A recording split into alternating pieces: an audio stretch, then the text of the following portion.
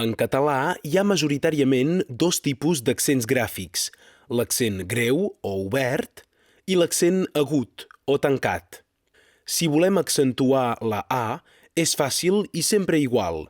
La A sempre porta l'accent greu. Càlid, ràpid, gràcies, Perpinyà.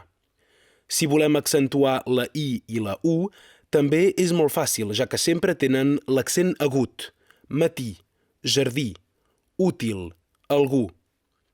La E i la O són les úniques lletres on l'accent varia, però com ho fem per saber si porten accent obert o tancat?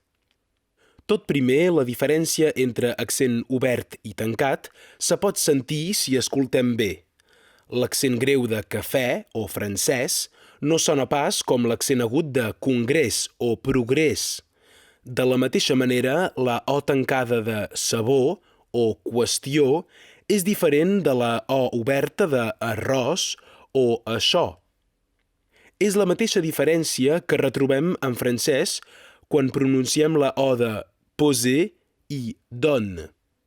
Si arribeu a distingir aquests sons, us estalviareu d'aprendre la regla que comporta excepcions. En general, la E acostuma a portar accent obert, però hi ha quelques excepcions. Congrés, créixer, església. En general, la O final té accent agut, perdó, camió, canigó. Però hi ha excepcions, això, allò, però, repòs. En les paraules planes i esdrúixoles, la O va sovint amb accent obert. Història, glòria, mòbil. Però un altre cop hi ha excepcions.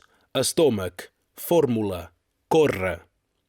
Per l'essencial, recordeu que la lletra A sempre porta l'accent gràfic obert, A. La lletra I i la lletra U sempre porten l'accent tancat gràfic, I, U. Les lletres E i O poden portar l'accent obert o tancat, ja que se poden pronunciar de dues maneres diferents.